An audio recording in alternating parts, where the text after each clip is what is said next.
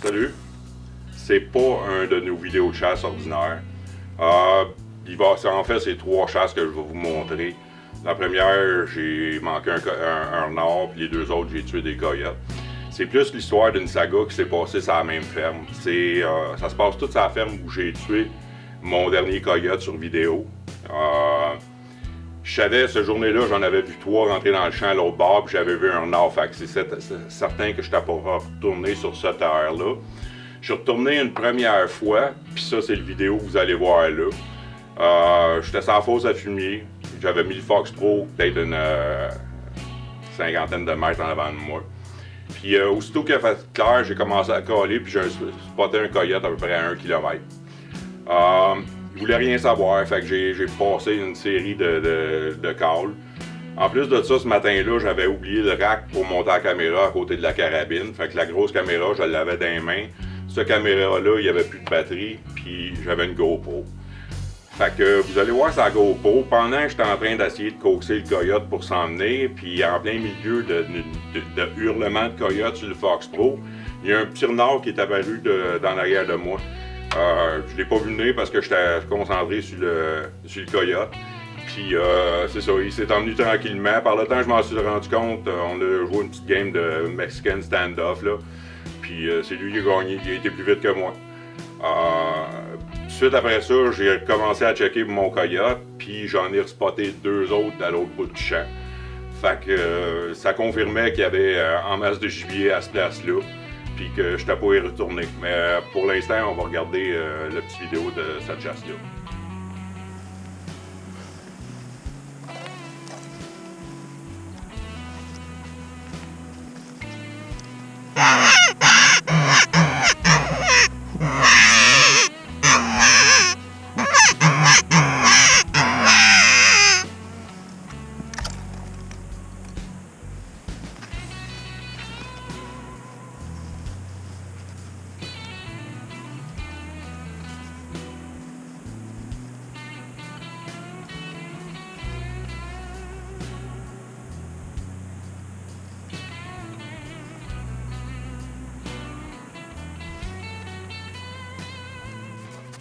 Bon, j'ai tout oublié mon équipement de caméra. La caméra, ça...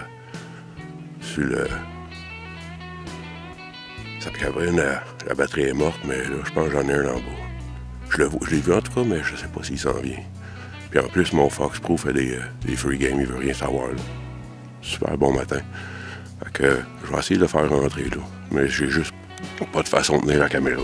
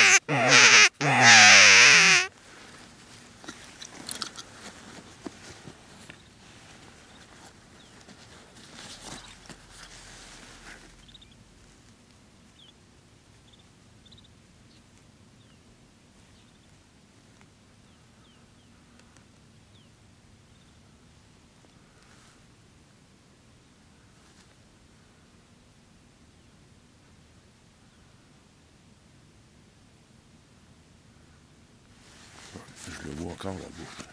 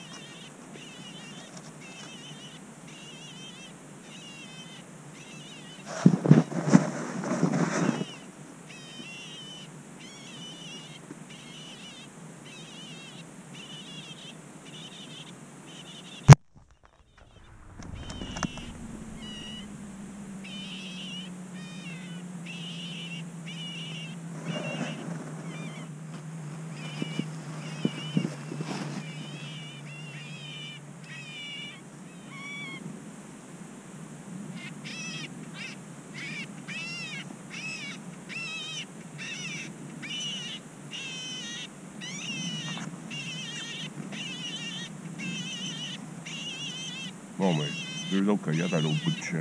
Ici, il y a 3 coyotes.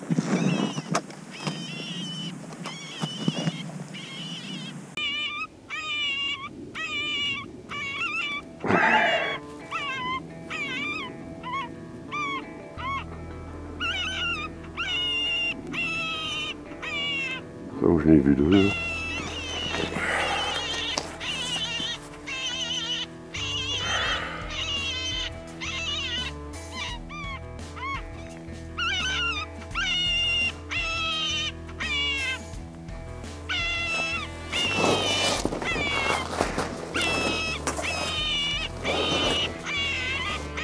Bon, fait que tout ce qu'on peut dire de ce petit renard-là, c'est qu'il y avait du guts. Parce que rentrer quand je faisais des cris de meute de coyote, je sais pas qu'est-ce qu'il a pris. Puis il est vite. J'ai tout le temps aimé ça chasser les renards. Quand ça bouge rapidement. Il manque le 3/4 du temps, mais c'est juste le fun de voir aller. C'est un peu moins. On dirait que ça pense moins qu'un coyote. Là. Quand ça décide de rentrer, ça rentre. That's it. Fait que là, avant de passer aux prochaines vidéos, on va discuter un peu de la 22 Creedmoor. Parce que ça fait 3-4 ans qu'on joue avec ça. Puis là, on commence à avoir une bonne idée de ce que ça donne. C'est vraiment un des calibres les plus impressionnants que j'ai traîné dans le champ. La 22 Creedmoor, c'est un Wildcat. Ça veut dire que c'est un calibre qui n'est pas disponible commercialement. Si vous voulez des balles de 22 Creedmoor, il faut reloader et il faut les faire. C'est un Wildcat qui est la forme la plus simple de Wildcatting. C'est juste de necker une autre douille qui exige déjà juste changer la grosseur du neck, de l'encolure. Dans ce cas-là, c'est une douille de 6.5 Creedmoor qui a été passée à 6 mm Creedmoor, puis c'est sûr que 22 Creedmoor va venir. Attendez-vous, c'est sûr qu'il va y avoir des 25 Creedmoor, il y a déjà des 30 Creedmoor, des 33 Creedmoor. De necker up and down une douille qui est populaire, ça s'est toujours fait. Dans le cas de la 22 Creedmoor, on a des bonnes chances que ça devienne commercial. J'ai commencé à tirer la 6 mm Creedmoor quand elle était encore un Wildcat. Puis 2 ans après, c'est devenu disponible commercialement. En ce moment, il y a des compagnies qui offrent déjà des douilles de 22 Creedmoor et des reloading die de 22 Creedmoor. Je pense qu'on a des le font. Je sais que Prime font des douilles de 22 Creedmoor. C'est un calibre qui est en train de pogner puis qui va pogner. C'est juste, en fait, de 22 de calibre à Varminting, c'est juste trop dominant sur les autres.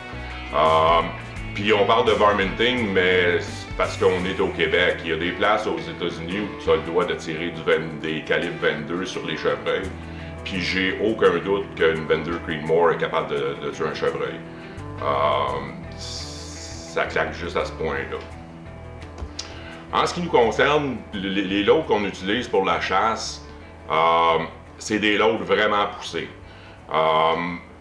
Puis les performances qu'on a avec la 22 Creedmoor, c'est des performances d'une Super Magnum du genre 300 Ultra ou bien 3378 Weatherby. Ça veut dire que ce cartouche-là est capable de pousser les plombs les plus pesants de calibre 22 à au-dessus de 3200 pieds secondes.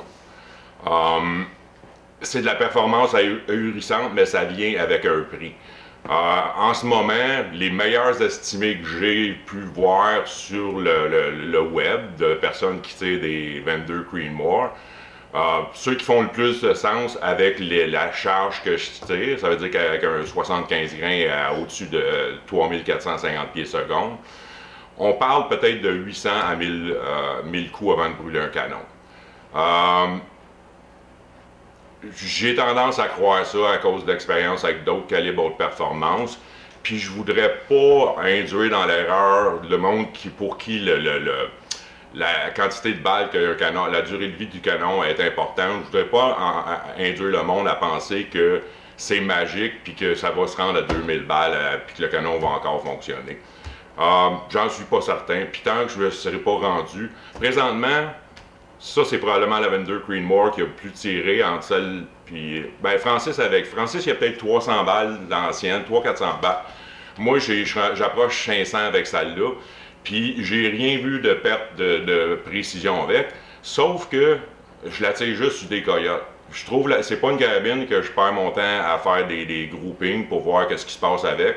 Tant qu'elle va tenir à une minute de coyote à la distance que je les tire, je m'emballe pas trop.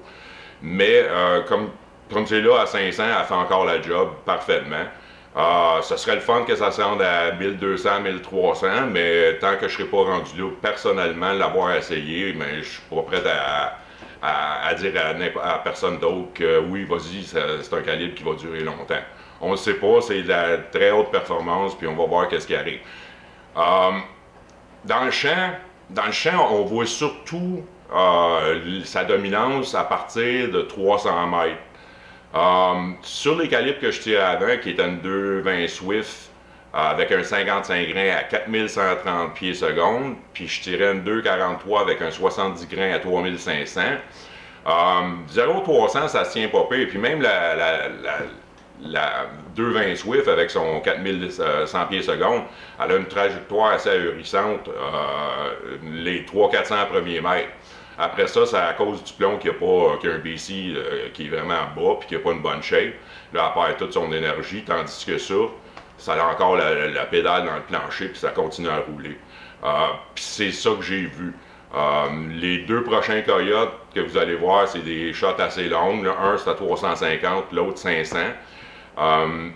Puis, dans les deux cas, il y a eu des fragments de plomb qui ont traversé. Puis, celui à 500, il n'était pas pogné exactement où ce qu'il fallait, mais il a droppé. Ça lui a pris un bout de temps avant de se relever. Fait que c'est ça, c'est là que ça devient un calibre vraiment intéressant. C'est quand tu commences à jouer de 300 en montant. À cause de la trajectoire, mais aussi à cause de la force de frappe. Puis de la façon, je suis vraiment impressionné comment que les 75 grains VLD, ils expandent puis agissent à cette vitesse-là. C'est pas comme les plombs de Varmint conventionnels qui veulent tout le temps péter en surface ou quand ils pognent une côte. Ça rentre puis ça pète en dedans. Toutes les coyotes que je pogne dans le chest, ils se mettent à tourner. Puis ça, c'est tout le temps un signe que le cœur vient de manger une volée. C'est juste ça que j'ai remarqué, c'est qu'il y a une bonne pénétration, puis en fait de dommages sur les peaux, tout ce que j'ai tiré avec une 22 Creedmoor, ça a été moins magané que ce que je tirais avec ma 243 ou bien avec ma 220 Swift. Francis, il a eu des résultats un peu différents, il a fait une coupe de sacoche. Fait que j'imagine que dépendant où est-ce qu'on pogne la bête, si on la pogne en plein sur un os en surface, oui, ça pourrait être néfaste. Mais jusqu'à date, moi, c'est toutes des shots qui ont été dans le chest cavity, puis les peaux, c'est les plus belles que j'ai jamais eues, là. C'est ça qui en est du calibre. C'est comme je vous dis, c'est un calibre dominant, mais il y a le prix qui vient avec. Puis l'autre chose qu'il faut tout le temps considérer quand tu te mets à investir dans un calibre de même, c'est que si tu veux t'en servir à 5, 6, 700 mètres, comme c'est censé être runné, faut aussi que tu aies l'équipement qui va avec. Si tu n'as pas un rangefinder qui est capable de beamer un renard à 500 mètres, ça ne te donne rien d'avoir un calibre qui est capable de tirer à 1000. Puis ça, je parle par expérience, parce que les 2 dernières années, je chassais essentiellement avec ce carabine-là. Si mon rangefinder, j'ai des shots à 200 mètres que j'ai manqué un renard parce que le rangefinder ne voulait rien savoir. Fait que c'est ça. Là, cette année, je suis capable de l'exploiter parce que je me suis acheté un rangefinder qui est capable de faire la job sur les coyotes et les renards à assez longue distance. Mais c'est ça, je veux pas induire le monde à regarder nos vidéos puis à voir les coyotes tomber, c'est beau. Mais faut pas penser que ça va faire une grosse différence versus une 243 ou une 22-250 si il n'y a pas tout le reste qui va avec, la façon de beamer des coyotes à longue distance, puis aussi l'habilité de les frapper. Avant que je me mette à tirer du PRS, j'essayais jamais des renards ou des coyotes à 500 ou plus. Là. Parce que premièrement, ça donnait rien. Puis le calibre, il n'était pas assez performant. Du moment que tu avais un peu de vent, le plomb se garochait. Mais là, j'ai 4 ans de tir de compétition derrière la cravate. J'ai tiré à des très longues distances dans des conditions de gros vent, dans des conditions de pression dans un match. Puis c'est à ce moment-là que je me suis rendu compte que ok, j'étais rendu, que j'avais l'habilité de faire ça à la chasse. Faudrait pas penser que juste le fait que tu as une 22 Creedmoor et que tu ne pratiques pas, tu es rendu capable de lober des plombs sur un coyote à 5 ou 800 mètres puis de faire la job. Oui, si tu es chanceux, tu vas peut-être le pogner une couple de fois, mais c'est pas vraiment une question. On cherche pas la chance. Le but, c'est de le frapper du premier coup. Préférablement mortel, mais c'est la chasse. Le but, c'est de faire la meilleure shot possible dans les conditions que tu as. Puis ça se fait pas sans avoir pratiqué, sans avoir tiré des milliers de balles. Fait que quelqu'un qui décide qu'il veut commencer à faire du tir de longue distance, qui veut se lancer là-dedans, c'est pas le genre de calibre que ça prend parce que ça brûle les canons trop vite, tu n'auras jamais le temps d'apprendre à tirer avec ça. Quelqu'un est beaucoup mieux d'apprendre à tirer avec une 6.5 Creedmoor ou une 6 mm Creedmoor, puis même encore la 6 c'est rough ses canons. Mais une 6.5, par le temps que tu as brûlé un canon de 6.5 Creedmoor, tu as tiré 2500-3000 balles. Là, tu commences à savoir de quoi tu parles, puis en plus, tu as acquis des connaissances qui te permettent de faire des choix pour ton prochain calibre, qui va être un choix instruit, puis pas juste un choix parce que tu as vu ça sur un forum ou que telle ou telle personne sait ça, puis ça fait une bonne job, c'est sur un coyote. Francis, il tire des coyotes à 400 mètres avec une 2,23 parce qu'il a fait ses devoirs puis il en a tiré de la balle. C'est pas juste, il fait pas juste ça quand il est dans le champ avec sa carabine, il se pratique, il s'entraîne avec, puis il a fait ses devoirs. Même chose pour moi. Fait que c'est sûr que quand tu as tout fait ce que tu as à faire, puis ça te dérange pas d'avoir un calibre qui peut brûler le canon en 500 balles, mais que tu veux avoir le calibre qui est le plus dominant que j'ai jamais vu pour la chasse au coyote, 22 Creedmoor, c'est dur à battre. Fait que là, le prochain vidéo, j'ai pas bien d'images. C'est un spot and stock. C'était un matin que j'avais fini de bonne heure à l'ouvrage, puis j'ai décidé d'aller à la chasse. Puis je voyais rien. Dans la vidéo, je dis je voyais rien au soleil. C'est pas une question de soleil, c'est une question de glaire. Quand tout est blanc, vous allez voir quand je fais l'interview à la fin, j'ai les deux yeux fermés. Je vois absolument rien. Fait j'étais pas capable, j'étais pas sûr si la caméra était alignée avec la carabine. Je voyais rien à travers le petit écran. Puis, c'est juste une shot de carabine que vous allez voir, mais vous allez voir l'effet que ça a à 350 mètres. Qu'est-ce qui est plus drôle, c'est pendant que je fais l'interview à la fin, portez attention juste au-dessus de mon épaule, j'ai mis une flèche rouge, là. Du moment que je commence à parler, il y a un petit point noir qui apparaît, puis qui traverse le champ tout le temps que je parle. Ça, c'est le coyote que je vais tuer dans le prochain vidéo, après celui-là. Dans la vidéo, je pensais que j'avais tué le coyote, le single qui traînait, mais pas un de la paire. Mais d'après ce qui s'est passé après, j'ai l'impression que c'est le mâle de la paire que j'ai tué. Puis le coyote noir qu'on voit se promener, c'est la femelle qui cherchait son coyote. J'ai jamais regardé en arrière, on l'a jamais vu. Sauf que quand je suis parti, 10 minutes après, mon chum Frank m'a appelé et dit « Reviens-t'en, il y en a un dans le champ ». Fait que c'est elle qui s'est promenée de long en large, puis elle cherchait son mâle, puis elle le trouvait pas.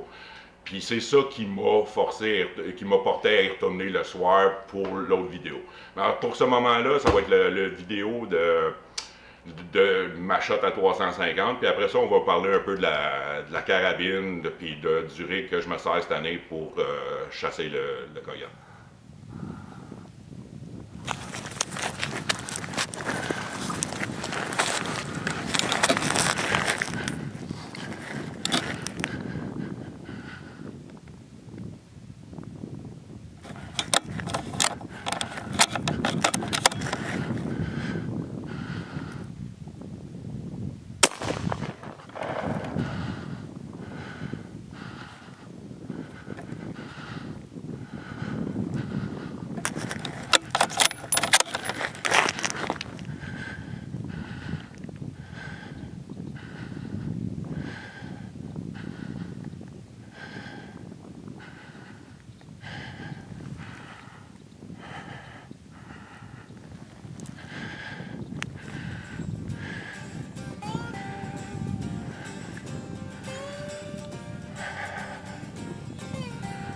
350 mètres. Belle petite histoire, celui-là. On va aller le ramasser. J'espère que ta caméra t'a aligné, là. Je voyais rien dans le soleil.